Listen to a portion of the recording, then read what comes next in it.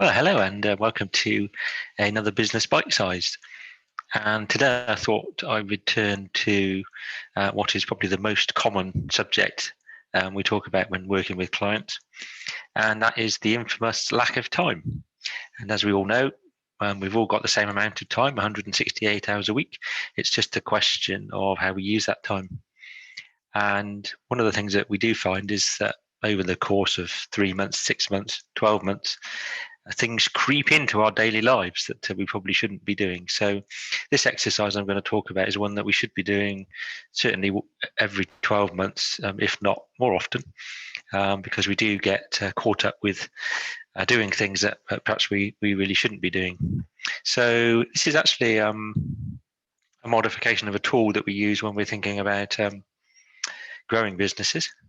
And it works quite well in this context, particularly if you want to do this exercise with your team.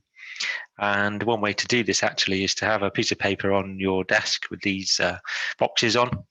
And as you go through the course of the week, just make some notes in each box as to the sorts of things you're doing or not doing that can change.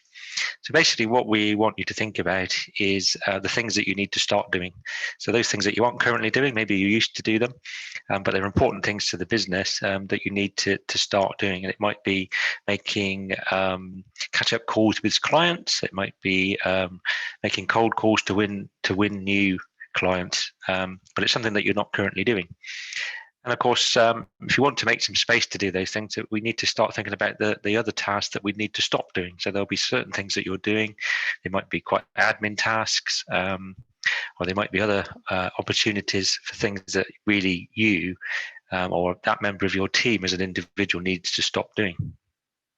And then the other two squares are similar again. So actually, there may be things you're doing at the moment, but you need to think about doing more of them. You need to do them more often because they're very valuable.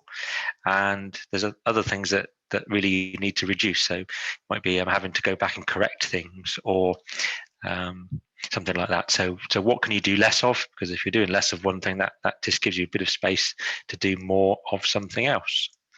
So quite a useful exercise to do, and it does focus on those things that have crept into our lives that we really need to be moving on. So the question then is, okay, well, I've identified these things. How do I actually make changes? And I think there's essentially 4 ways to do that. There's 4 strategies. Firstly, delegate. So if there's a task that you need to stop doing or do less of, who can you delegate it to? How can you delegate it? Secondly, how can you automate it? So it may well be a process that we could embrace more technology or change the way we work to automate the process so it doesn't need so much human involvement. There's other tasks that we frankly just need to abandon altogether. So there will be some things that are adding no value to your business, adding no value to customer businesses. They're not adding any value to members of your team. So they're just things that we just need to abandon and stop doing altogether. And then there's other things that we might need to substitute. So thinking about abandoning things. So we talked about customers recently, and some customers will not be profitable, and you really need to stop working for those. But actually, that's quite hard to do, to turn work away. So I like to talk about substitute. So actually, what are we going to do instead? And that just helps us to think about, it's another way of abandoning, really, of stopping.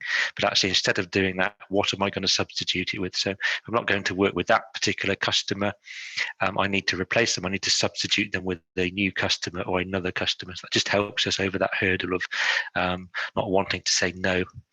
So there you go. There's yet another tool for you to have a look at, to think about how you're spending your time, and actually how you can spend your time more efficiently, more effectively, more productively, and in a way that's more valuable to your business.